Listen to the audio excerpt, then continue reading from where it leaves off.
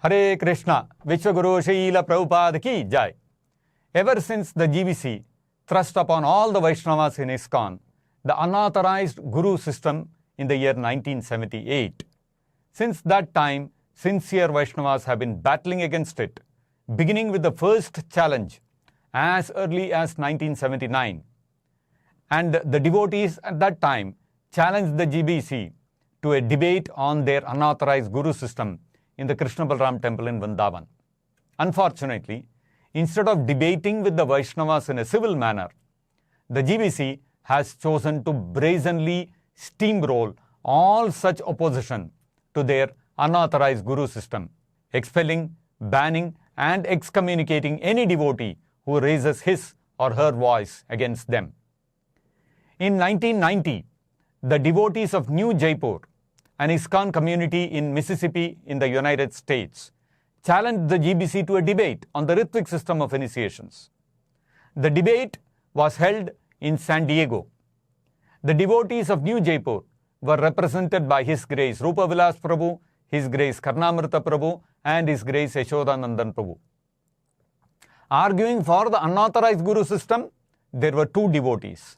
One was the newly anointed Guru, Ravindra Swarup Prabhu, who had been made Guru because he had led the revolt against the unauthorized Gurus in 1987.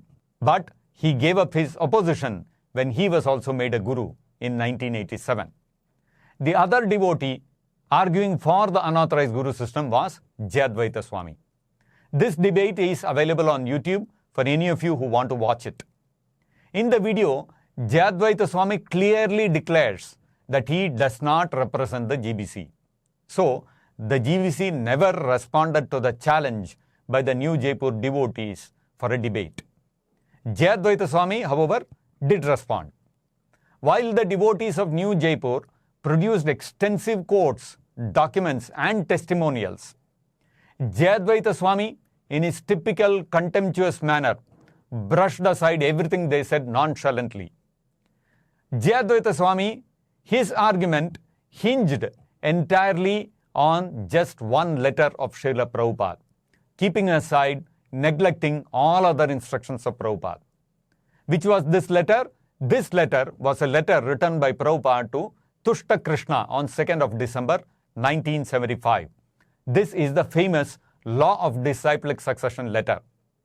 In this letter, Srila Prabhupada said, "Keep trained up very rigidly, and then you are bona fide Guru, and you can accept disciples on the same principle. But as a matter of etiquette, it is the custom that during the lifetime of your spiritual master, you bring the prospective disciples to him. And in his absence or disappearance, you can accept disciples without any limitation. This is the law of disciplic succession. I want to see my disciples become bona fide spiritual master and spread Krishna consciousness very widely. That will make me and Krishna very happy." Jayadvaita Swami repeatedly stressed in the debate this law of disciplic succession, that in the absence of the spiritual master, the disciple can accept his own disciples without any limitation. This law of disciplic succession is quoted extensively by the supporters of the unauthorized Guru system in ISKCON to justify their system of initiations. On the face of it, this letter appears to support the unauthorized Guru system in ISKCON. It appears to contradict Srila Prabhupada's other statements that without being ordered by one's spiritual master, no one can become spiritual master. Or does this letter really contradict what Srila Prabhupada said in numerous other places?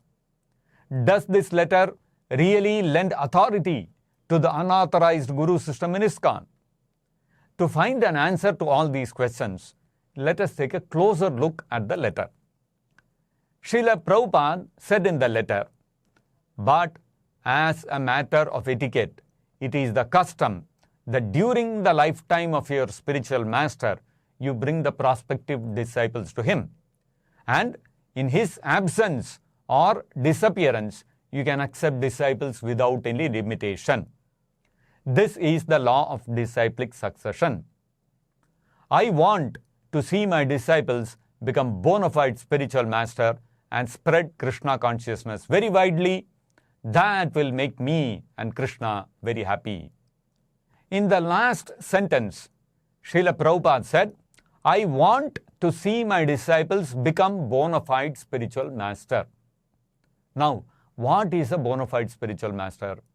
Srila Prabhupada defines a bona fide spiritual master thus in a lecture on Nectar of Devotion which Prabhupada gave on 30th of October 1972. In that lecture, Srila Prabhupada said, similarly, bona fide guru means he must be authorized by the superior guru. Just like Chaitanya Mahaprabhu says, Amar Aggaye Guru Haiya Taro Eidis. He must receive the order from the superior. And the superior must be bona fide. Then he is bona fide, not self-made. So, from this statement of Srila Prabhupada, we can understand that bona fide spiritual master means he must be ordered by his spiritual master to become a spiritual master. Now, with this definition, let us take another look at the law of disciplic succession letter. In this letter, if we replace bona fide spiritual master with one who has been ordered by his spiritual master to become a spiritual master, because that's the definition of a bona fide spiritual master. If we do that, then the letter reads like this. Keep trained up very rigidly, and then you will be ordered by your guru to become a guru, and you can accept disciples on the same principle. But as a matter of etiquette, it is the custom that during the lifetime of your spiritual master, you bring the prospective disciples to him, and in his absence or disappearance, you can accept disciples without any limitation. This is the law of disciplic succession.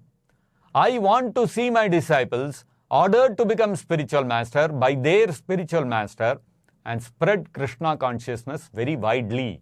That will make me and Krishna very happy.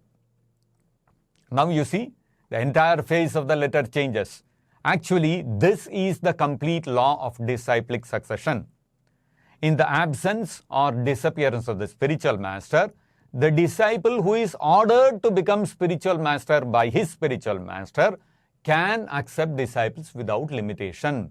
This full law of disciplic succession perfectly fits with Srila Prabhupada's other instructions in the same matter. Like Srila Prabhupada said in the Srimad Bhagavatam purport to verse 54 of chapter 8 of the 4th canto, one should take initiation from a bona fide spiritual master coming in the disciplic succession who is authorized by his predecessor spiritual master. This is called Diksha Vidhana. And Srila Prabhupada also said in a lecture on the Bhagavad Gita, which Prabhupada gave on 28th of October 1975. A guru can become guru when he is ordered by his guru. That's all. Otherwise, nobody can become guru. And there are more quotes like this. So, when we look at all these quotes of Srila Prabhupada, the complete law of disciplic succession, that in the absence or disappearance of the spiritual master, the disciple who is ordered to become spiritual master by his spiritual master can accept disciples without limitation. This complete law of disciplic succession is perfectly in sync with all the other quotes of Prabhupada in this matter. Another important point which we should consider is that this law of disciplic succession letter is a letter written to an individual devotee, whereas the July 9th order is written by Srila Prabhupada to whom? To all the GBCs and temple presidents. That too, that letter of July 9th was written in pursuance of a question, specific question posed by the GBC to Srila Prabhupada on 28th of May 1977, asking Srila Prabhupada how initiations would be conducted in ISKCON, particularly when Srila Prabhupada was no longer with us. So we have one letter in 1975, which is a statement of a law of disciplic succession. And the other is the July 9th order, which is a direct order meant for execution. In a meeting with the GBC on March 27, 1975, Srila Prabhupada said, Direct instruction is important. That's why Krishna, in the books, he has given many instructions. And then he says, Sarvadharman Parityajya. If one says that you gave me instruction before like this, how can I give it? That is not important. The direct instruction is important.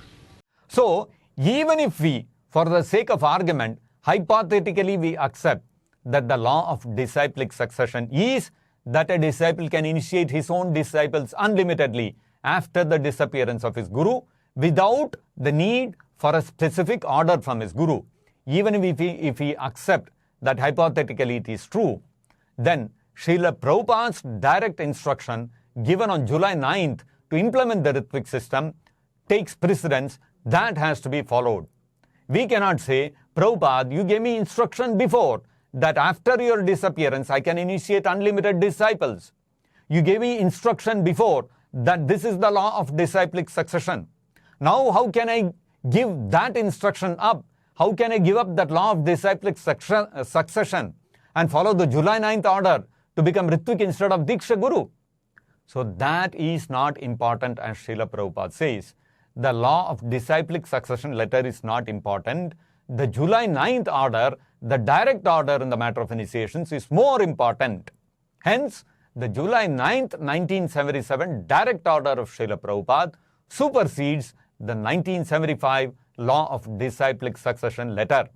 Hence, the July 9th order of Srila Prabhupada cannot be disobeyed on the basis of the 1975 letter to Tusta Krishna citing the law of disciplic succession. Devotees of Srila Prabhupada's ISKCON reject the GBC's misreading of the law of disciplic succession, and we also reject their unauthorized guru system, and instead we accept and follow Srila Prabhupada's July 9, 1977 order for Rtvik initiations in ISKCON. Hare Krishna, Vishwaguru Srila Prabhupada ki Jai.